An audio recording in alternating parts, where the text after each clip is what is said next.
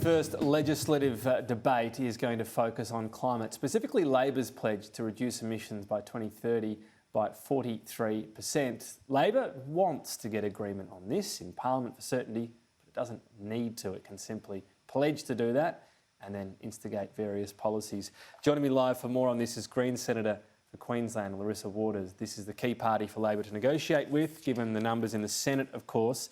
What can you tell us about how talks are actually proceeding? Well, hi Tom, good to be with you. Look, the talks are going well and we're really pleased that the negotiations are continuing in good faith. And we've seen some movement from the government overnight, which we're really happy about, but the talks are still going and we will keep pushing the government to not back new coal and gas. It just makes no sense at all that you would have climate laws, but then by the same token, open up new coal and gas mines to make the problem worse, to undermine the very climate laws that you're seeking to pass. I'll get to that in a moment. The initial things seem to be about whether 43% was the ceiling. Labor said all along it's not a ceiling.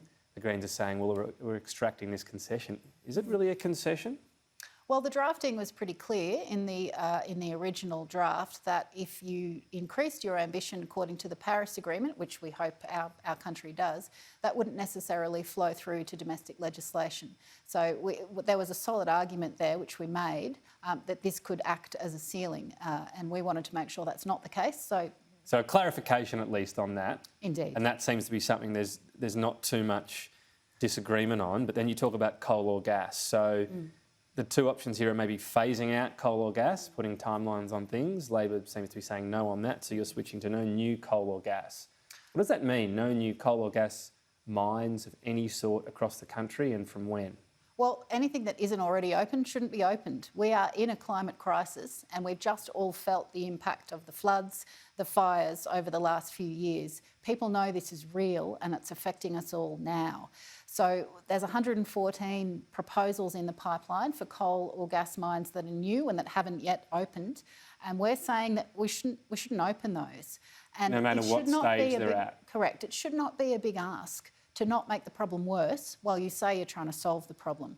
And we're conscious that there are very big donations that flow to Labor and the Liberals from those coal and gas companies, and sometimes some plum rolls in those companies once they leave Parliament. Those sorts of factors should not be determining our nation's climate policy, and we should listen to the science and bodies like the International Energy Agency and our Pacific neighbours who are saying, please don't open new coal and gas. And that's a perfectly reasonable position. I don't know why anyone would have a problem with that. We can have a separate debate about how rapidly we can phase out existing coal and gas, but surely no one can seriously argue against not making the problem worse. There's a few arguments out there. One of them is the global demand, which has increased lately with what's happened, for example, in Russia. But just on how it actually works, at the moment the federal government is responsible for just ticking off environmental approvals. Is it even possible for the federal government to take this approach? It's often up to state governments. The federal government just says, is there enough water in the system in this area? Does it affect those sorts of things? So how does that work in a legislative sense? Well, a few points on that, Tom. We don't have a climate trigger in our environmental laws, and I am an environmental lawyer, and it's something the Greens have pushed for more than a decade now.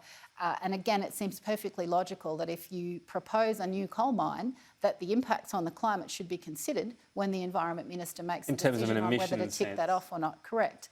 And at the moment, our laws don't require that. So that would be a very welcome and very small improvement in our environmental laws to say, of course, you've got to consider. How would that work if it's impacts. not Australia's emissions, but it's a mine that's going to export?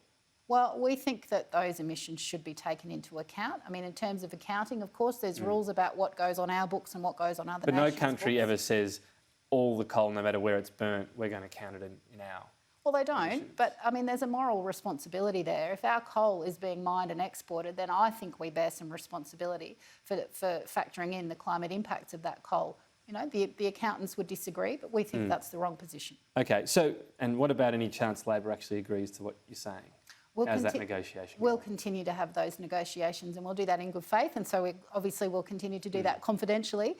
But there's not exactly encouragement from what we're hearing publicly from Labor on this, though, is there?